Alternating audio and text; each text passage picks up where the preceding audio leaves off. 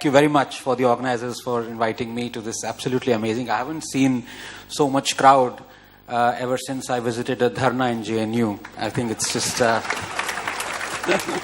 And by the way, I'm from JNU, so it's actually very good that the questions would be at the end, because nowadays anybody who raises a hand, I think he or she is asking for azadi. So, but to come back to this topic, I am a free speech absolutist. So I believe that dissent, good or bad, should be allowed. So there is room for good dissent, and there is room for bad dissent. And I would say ridicule all other isms except criticism.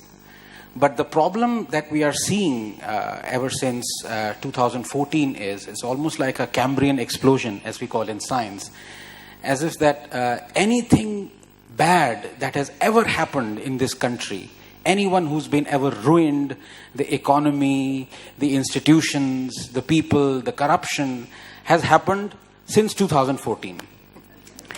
Before 2014, everything was absolute. It was like a Garden of Eden, people strolling out and onto a beach, and everything was absolutely nice. There were no riots, there was no lynching, India wasn't Lynchistan, there was no emergency, the judges were absolutely perfect, the institutions, RBI was working, the best central bank in the world, our cricket was in great shape, and our journalists were just brilliant journalists, and everything went wrong on 16th of May 2014 when Mr. Modi was elected.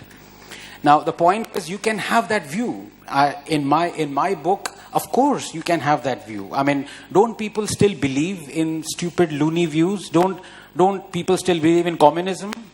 So, the point of the matter is, when you have seen over the last 80 years, all nations that were communists being destroyed by this ideology, and you still have millions of Indians still believe in communism and worship Mao and worship Lenin, what do you have to say about human nature and human tendency? Of course you would find such people. And the point is not to ban them, the point is to laugh at them and to expose them. So I am for good dissent as well as for bad dissent. The problem with bad dissent is that very quickly it can lead to scaremongering, and that is a problem. So you can actually have bad dissent as long as you are not scaremongering people, and the genesis of scaremongering is selectivity. And this is what we have seen since 2014. And I come back to this thing of explosion, Cambrian explosion. Everything bad has happened since 2014. And just to give you, and I would like to give a couple of examples. I still have 6 minutes left. She's really scared me, So, this thing about India being called a Lynchistan, and Dalits being lynched, Muslims being lynched, and this whole thing about emergencies here, growing and creeping, intolerance, everything is growing and creeping. It's like, you're on the seabed, writhing like an octopus, and everything is growing and creeping all around you. So let me give you a couple of examples, and I would love to have a show of hands here. It's a very attentive audience, which is very refreshing, coming from JNU, where half people are sleeping in the audience. Everyone knows about Akhlaq, right? The person who was lynched. How many of you know about Akhlaq? Could you raise your hands, please? Yeah, so that's about 90% of hands went up. How many of you know who was Sawant Rathod? 5 hands. Who was Mukesh from Champaran? 2 hands. Who was Khitaram Bhil? 1 hand. Who was Junaid? 5 hands. Who was Farooq? 1 hand.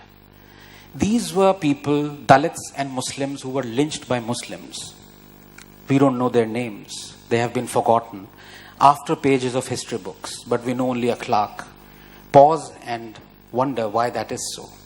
In the last 1 year, there have been more than 100 attacks, lynchings, attempted lynchings by Muslim mobs on Muslims, on Hindus, on Dalits. They just don't appear in the news.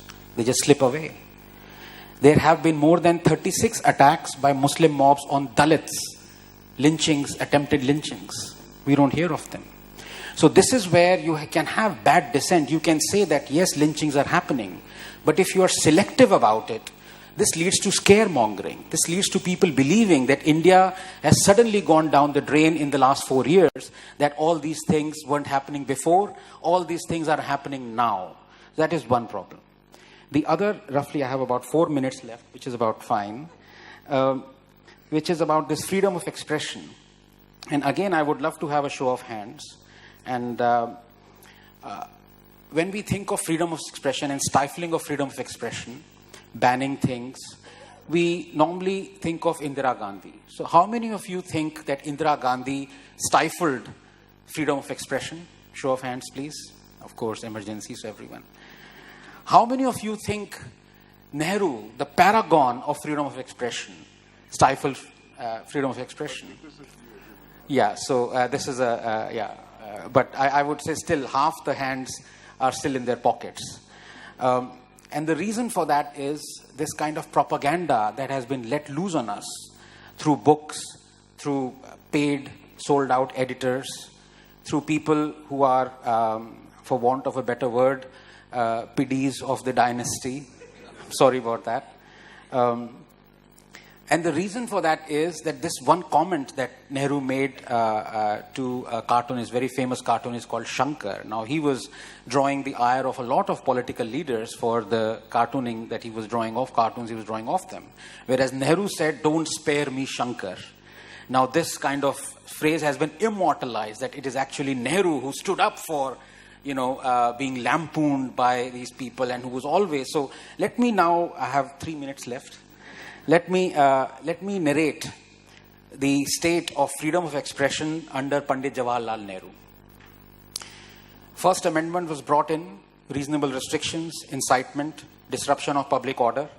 Poet Majru Sultanpuri was jailed for 1 year for calling Nehru Hitler ka chela. First democratically elected communist government in Kerala was dismissed. Congress president said communist parties wouldn't be allowed to participate in general elections. Stanley Woopert's book 9 Hours to Rama was banned. The book Chandra Mohini was banned. Audrey Menon's The Ramayana was banned. Campbell's The Heart of India was banned. Koestler's The Lotus and the Robot was banned. Import of any newspaper that undermined friendly relations with foreign states was banned. Aziz Beg's Captive Kashmir was banned. Frischler's Aisha was banned. Bertrand Russell's Unarmed Victory was banned. Robson's 9 Hours to Rama was banned. Sardanvi's Marke Somnath was banned. Robert Taylor's The Dark Urge was banned. Selling Lady Chatelier's Lover was banned. The book What Has Religion Done for Mankind was banned. Ratmanath's Bhupat Singh was banned. Import of any obscene drawing or painting was banned. Mrinal Sen's film Neel Akshar Niche was banned. Menon's Rama Retold was banned. Tony Hagen's book Nepal was banned. The RSS organizer was censored. Its publishers prosecuted. Film Gokul Shankar was banned. Godse's Testimony was banned. Goswami's Runumi was banned. Historian Dharampal was jailed for criticizing Nehru post-Indochina war. Release of 1962 war film Bhool Na Jana was blocked. President Rajendra Prasad's speech was barred from distribution. Harmonium was banned from AIR. Draconian Press Objectionable Act was passed. Columnist Vivek was fired. His column critical of Nehru discontinued. HT editor Durga Das was fired. His column critical of Nehru discontinued. Congress leaders demanding Nehru's resignation were arrested and jailed. Ads to Times of India were discontinued for speaking against government policy. Magazine Crossroads was banned. Play Nigalene Communistaki was banned. Its actors arrested. Hindi film songs were banned from being played on the AIR. Congress demanded a ban on the iconic film Parkasathi. Film Nastik was banned. Western pop music was banned from the AIR. People's Theatre Association was banned. Play Harpida Master was banned. Film Ganga Jamuna was blocked. Sarat Chandra Chattopadhyay's play Mahesh was banned. Tagore's play Gora was banned. Balraj Sani's play Jadoo Ki Kursi was banned. Tagore's play Besarjan was banned. Pradeep's film song was deleted. 2 songs from Fir Subah Hoge were banned.